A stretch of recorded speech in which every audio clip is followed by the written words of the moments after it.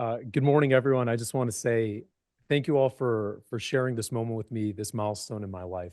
It's rare that a person gets the chance to talk to a forum of people that have shaped and helped them become who they are in so many different capacities. I'm accompanied today by my wife, Millie, our two boys, my parents, and my wife's parents were there in the back. Uh, thank you guys so much for being here today. Uh,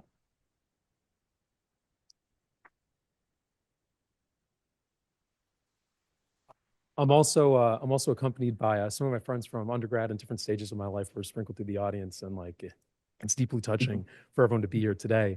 And of course, this is a neurosurgery event, and I'm surrounded and shaped by the surgical mentors who raised me and guided me and continue to guide me through this day. So it's deeply, deeply meaningful to be able to be here with you all in this way. Thank you. So everyone's been asking me, how does it feel?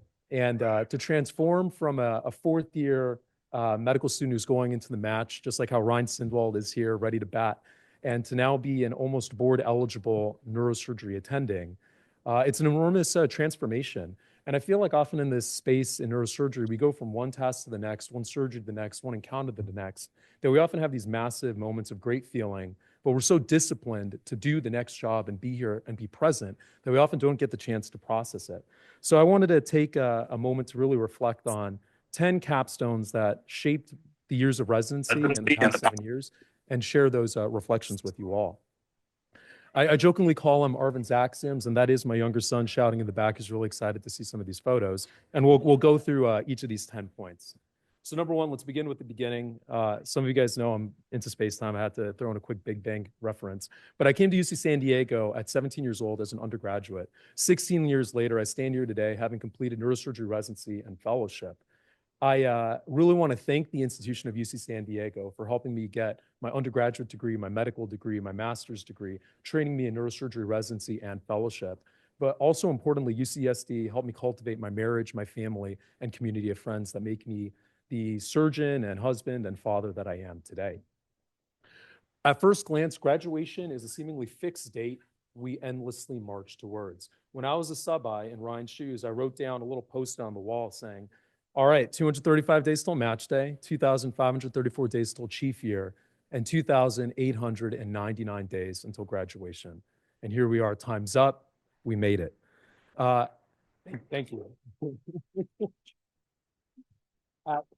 At first glance, having something fixed in time that you inevitably move towards, it's honestly a big metaphor to mortal death and mortality. On the left is David's famous Death of Socrates, where he pontificates until the last moment, and also some images demonstrating the different stages of human life. But the more I think about the finality and the end, it's actually not about death, but it's actually about life itself. And as I reflect more deeply into why I even went into medicine in the first place, the whole goal of neurosurgery and medicine itself is to use life while we are living to protect and sustain life itself. And that's a noble vision that we all share. And that is the fundamental bedrock and axiom of everything that we do and everything that we believe in. As many of you may know, my entrance into neurosurgery actually stemmed from a class tragedy. Back in 2017, just after step one was finished and before the initiation of my MS3 year, there was an unfortunate car crash involving a drunk driver in a class of my school of medicine classmates. Two of my classmates, including one aspiring neurosurgeon, passed away that day, and one of my best friends in medical school sustained traumatic brain injury. The people in this room took my friend who had TBI, managed his ICPs, got him through SICU, ICU bed 1 to go from GCS 3T to eventually graduate med school and get his life back. And that was an enormous moment in my own life in which I realized the creed of neurosurgery is to work hard to give people the best functional outcome possible and to do everything you can to help them. And that was very transformative for me. It was Dustin Natefi, who was the boots on the ground junior resident at the time, and Dr. Alex Kalesi, who was the attending who staffed the entire case to help my friend make it to the finish line. So thank you for that. Neurosurgery, just general reflections, is an exceptionally unique field, though. It said very simply, we get to access people's heads while they are living. And I also want to respect spines, nerves, vessels, of course. But we access people's heads while they're living to prolong life. And to reflect a little bit about consciousness and reflections, we get to use the organ of consciousness to explore the organ of consciousness. And in doing so, we form some of the closest bonds possible with the shared goal of preserving and protecting human life. It's also a really weird job where every day you get to meet a group of strangers and ask them like, who are you and where are you? And in asking other people, you have to ask yourself. I think if I were to really say, what is the true answer to the orientation questions? I think the most honest answer is I am the self in the present moment, which is reflected in my background in Indian philosophy, but we can talk about that some other time. Uh, the next axiom that I want to talk about is about work-life balance. A lot of aspiring students think, hey, can you balance work and life in neurosurgery? The truth is that whole premise is a lie. Work is a subset of life. It's all life itself. And it shouldn't be seen as a dichotomy. When I look back at my 7 years, I see it kind of in 3 acts. There were my foundational junior years of residency, getting socialized to the field, learning the fundamentals, my 4th and 5th year, which were endovascular fellowship, and then 6 and 7, which were the transition chief years, which each captured like a different era in my own life. But I have to acknowledge and respect and honor my dear wife, Millie, who's standing there in the back. And I have to fundamentally appreciate that our paths were always interwoven, and this was your journey as much as mine, and that it wasn't just neurosurgery these past 7 years. In fact, Act One was Millie being a medical student while I was a junior resident, Millie starting residency, and then the finale, which was both of us being chief residents in our own spaces. And I want to give a big round of applause to Millie, who's the graduating chief of OBGYN.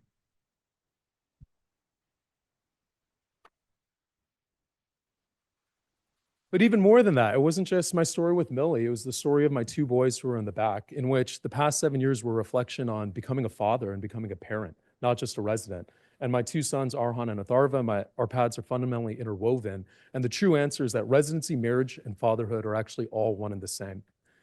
And the 3 acts are actually represented in before we had kids, when we had our first kid, and when we had 2. And I actually think it's symbolic. We came back from a wedding, and we actually saw this at the airport, demonstrating you can actually see OBGYN and neurosurgery next to each other, which I thought was cute. It all came together as one fundamental story because work and life are not 2 different things. It's all one story. Number 3 is that you always have a choice, and that choice matters. With any transition, you have a choice of saying, what do I do here and now that I've made it to this moment? With any experience in neurosurgery, especially in the context of loss or setback or difficulty, you have a choice to say, hey, do I choose to become better through this experience, or do I choose to become bitter through this experience? And that existential choice is something we always carry. And, I try to remind myself that we have this choice to try to become better. A short story, I know Kiefer said he would vomit if I talked about radiation safety one more time, but just to throw some respect, many of you know this story, but for those of you who don't, I got an email when I was a 4th year resident saying I was one of the most radiated people at UCSD Health. And I could have been despondent and said, hell with endovascular neurosurgery, this is terrible. But I was like, actually, maybe there's a smarter way we can do this. And through changing some of the default settings, we were able to greatly reduce radiation. We published this work. We were able to share it as a local quality improvement initiative. It was able to win local quality improvement projects, both at UCSD, at the Council of State Neurosurgical Societies, and at CANS, and help start a national conversation about radiation safety. And I just want to emphasize that whenever there's a setback, whether it's in any dimension of life, really, there's a choice of saying, how can we do things better? And it's an invitation to say, hey, let's make it better for those who come behind us. Let's leave things better than how it was when we received it. Next, if you always have a choice, try to do the right thing. For my son in the back who loves Sonic 3 and is obsessed about it, that's a photo of Shadow saying, this is our last chance to do the right thing. I want to emphasize, uh, you know, in endovascular, we often talk about how time is brain and every second counts. And I really think the inverse of that is maybe even more true, where brain is then the intelligent use of time. And we should still make every second count while we have our faculties, while we have our resources, and while we have our ability. What I tried to reflect on through my own chief year and through much of residency is try to use this moment right now and try to do the right thing.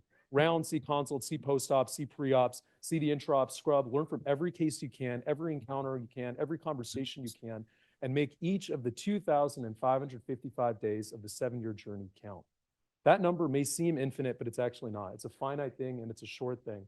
And as the counter goes lower and lower and lower, the value of each marginal day goes up and up and up. And more broadly, I think this is more of a reflection of my own personal life. Just try to learn. If you look back and see your life and say, hey, 7 years ago, I would have done things differently, I would have prioritized things differently, it's because you've gained something and you have maturity and perspective to say, hey, maybe I would do things different because I actually learned. This is a quote that's from the Bhagavad Gita, which is a quote I draw a lot of inspiration from. But essentially, it's a line in the 4th chapter where they say, whenever there is a decline in righteousness and, bad things are happening, for the protection of the good, I come forth again and again and again. And this is kind of like an interesting line that has a lot of different interpretations and meanings. But what I try to draw from this line is rather than always rely on some external force will come and try to help, save different scenarios, this is an invitation for each of us in any scenario, whether there's a post-op complication, a challenge in a case, challenge in a personal, whatever it may be. This is an invitation to say, hey, can we do better? Is there an opportunity here where we can try to do the right thing? Point number 5 is duty, honor, and privilege. There's a running joke amongst the residents about DHP, which we sometimes say, but we look back and I really think that the practice of neurosurgery is these 3 things. Duty to me, means that we're morally and ethically bound to our patients, our community, and our team. We try to achieve great things in neurosurgery because human life and functionality relies on our efforts. To really think about the meaning of the word doctor, it comes from the Latin docere, which means to teach, in which every day we try to teach ourselves, we try to teach our patients, we try to teach our community. And honor, whenever I think about different patient encounters or someone says, hey, Arvin, I appreciate you teaching me something, it's really a reflection of all the residents and all the faculty members who came before me who taught me. Everything I do, I try to think like, hey, how would Jeff and Dave have handled that? Would they have taken that same attitude? How would other people have handled that? Would they have responded in the same way? Maybe that's an invitation for how I can do better. And the true privilege is being able to see that just by being in this ecosystem, by definition, we shape those who come after us. And I think that's one of the most profound and meaningful aspects of our journey.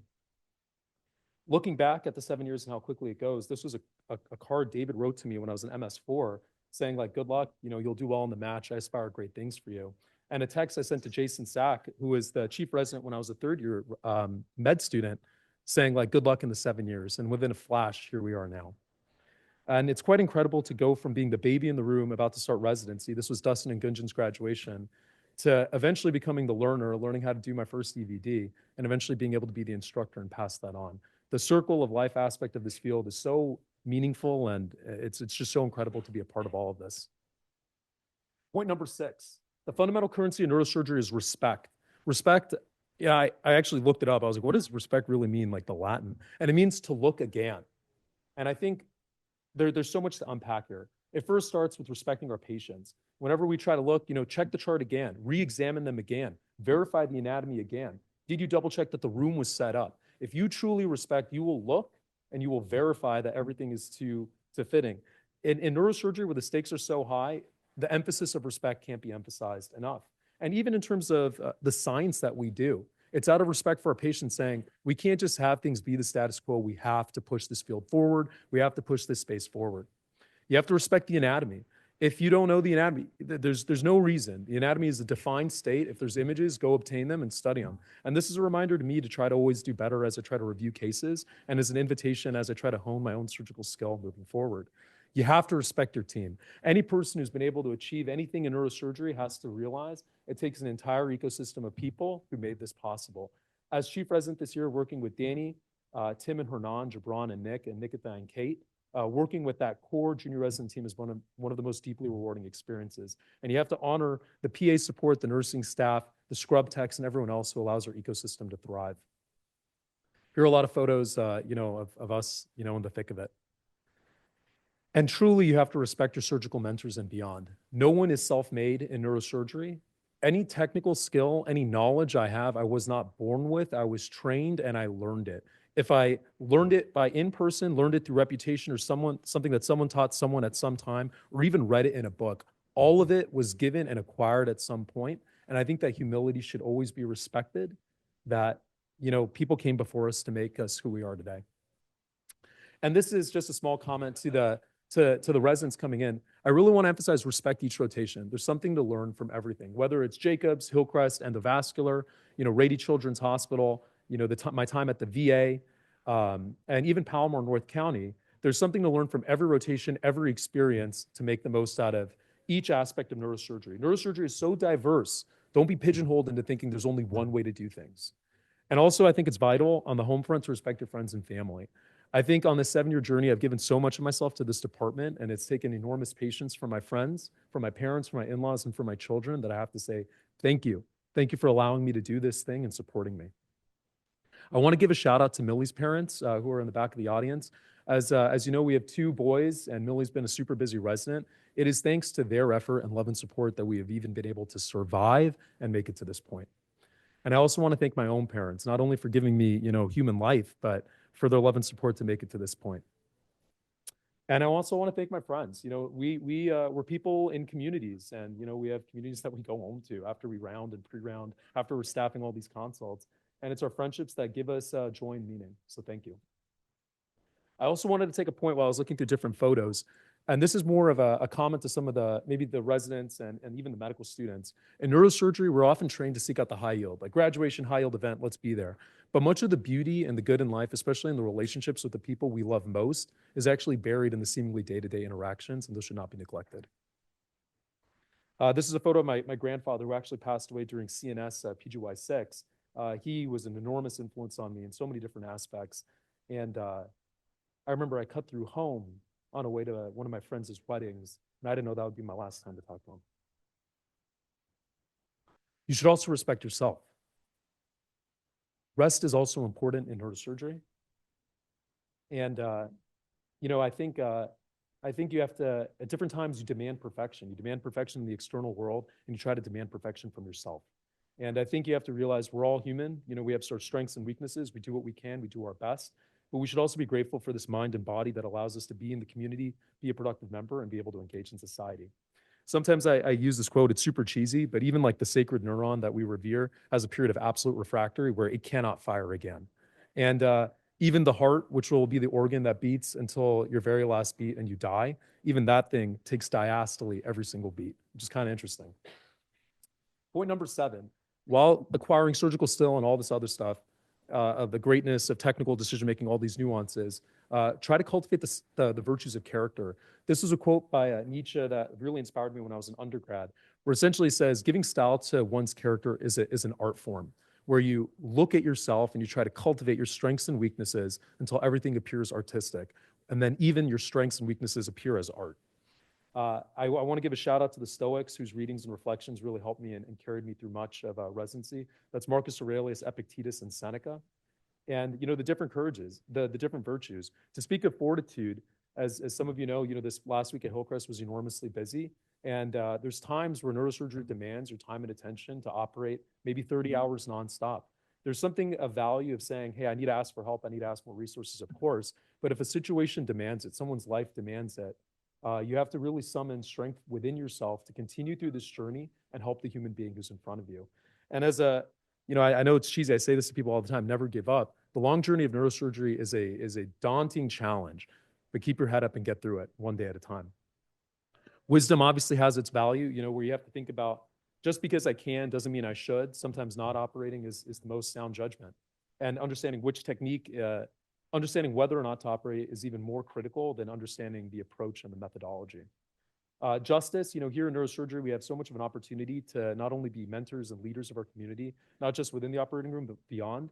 Something I learned from my co-resident Alex Tenorio is using the platform of neurosurgery to really advocate positive change. And that's something we all can aspire to at any stage. In terms of temperance, there's so many intense, vivid emotions we feel all the time: joy, anger, sorrow. And it's, neurosurgery, the 7 years were as much of learning how to just be level-headed. Right now, in this moment, I feel so many different things, but eyes on the wound, focus. Let's be here and now.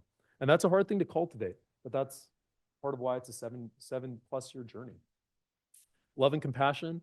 I think the ability to empathize and exhibit compassion is one of the greatest strengths of us as physicians and surgeons. This allows us to understand patients, teams, and others. And this is actually the crew at Dr. Romeo Michael Brandel's wedding, having a good time celebrating his marriage with Victoria and all those fun times there. And then finally, faith and hope. It may be kind of interesting to use the word faith in an otherwise very science-driven field, but we don't know the outcome of the journey, from a very personal level, but we embark it and we try our best and we, take things day by day. This, on this little note, I remember I had just proposed to Millie, I think, or we were just about to get married. And then, different people were like, Arvin, what's the plan? And I was like, all right, here's the year-by-year plan. I'm going to go through med school. I'm going to go through residency. This is Millie's journey. And in my wisdom as a med student, I just called the cheap years as rough it out years. And I was like, when I'm an intern and she's a third, I just wrote good luck. And I said, sporting attitude. Millie, God bless you. God bless you. So with all this in mind, with any transition, it's an invitation to reflect and really try to grow and do better. Point number 8, and I'll wrap it up because I know we're going to get thrown out of this room. This was a slogan that captured my med school class sentiment, which was team. Together, everyone achieves more. This was a class photo at the end of my MS1. If you really appreciate the value of a team, you can't be afraid to ask for help. For many of you who know, this year was super challenging in the months of December and January, in which my son had recurrent febrile seizures. He was actually hospitalized for a pneumonia. And I truly needed to ask for help. I remember while he was getting his MRI, I called Michael. I was like, Michael, I want to make sure that his airway is okay, that they don't make him hypercapnic during an MRI that may rule out a mass lesion. And I said, Michael, can you drop what you're doing? He was free at the time, thankfully. And I said, can you literally stand in this room and support my kid? And he's like, of course, Arvin.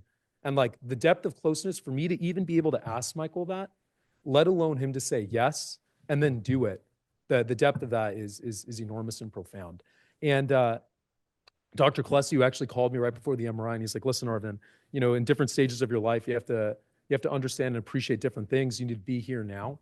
I can't thank that enough. You know, there's so many people in this room who are like, hey, send me the MRI. I'll look at it too. I'll respect it too. I'll look twice, just to make sure he could be safe and okay. And it also just shows you how hardcore neurosurgery is. I remember this photo right here was taken. This is actually Millie's birthday, or the day before Millie's birthday. We were at Rady's, hospitalized with our kid. And I remember, like, I washed my face at 5 a.m., rounded with the team. I think Dr. Klesse and I clipped 2 aneurysms that day. And it was like, that's the level of like discipline and conviction it takes to do this field. Now, luckily, I had my parents in town helping me and so forth, so I was able to still perform my job. But, you know, it takes a team to get through these things, and that should be honored and respected. And thus, I say, you know, a thriving team really respects each other. And I try to strive for teamwork in all facets of life. I come short of this all the time, obviously, but that is the goal. Point number 9 is that we all grow up together. Neurosurgery is not just about technical and surgical growth, but really it's this whole community and all these interactions of us growing up together. All of life is a series of last first steps. As Brian Hirschman and I often talk about, you never step in the same river twice. So each experience, each moment, try to make it count. This photo is deeply meaningful. It's from my medical school graduation. Dr. Klesse was a brand new department chair, and Jeff and Dave, I think, had just become faculty or were rising as faculty. They had finished their endovascular fellowship, becoming PGY6s. And through the course of my 7 years, you know, it's been amazing to see everyone grow as I've grown up too. And, you know, all of life is a series of last first steps. This was Millie and I, our last first day of residency. That's Kate Becker, you know, helping my son walk and stuff. That was Dr. Ahmet Uygar's last clinic day. And it's just a cycle of things come and go, and you have to be present. My last piece is that the story is just beginning. My son keeps asking me about questions of infinity. He's like, is infinity bigger than T-Rex? I'm like, you bet. And different times and scales. But I think this aspect of thinking about infinity actually keeps us humble. And what I want to say is, in a world where something can go on forever, no matter where you are, no matter how much you've achieved, you're actually closer to zero than you are to infinity. And in that aspect, you know, stay curious when it comes to neurosurgery. Stay curious and try to make this field better. Make each interaction, you know, reflect on yourself. How do I do things better? How do I make this field better? How do I leave this world better than how I found it? As you all know, I had a series of cost effectiveness papers. At the time, that was like a cool way of me to be like, how do I prove that we do good in neurosurgery? Can I show mathematically that it helps quality of life? It decreases social costs. And I wrote a series of papers in that direction.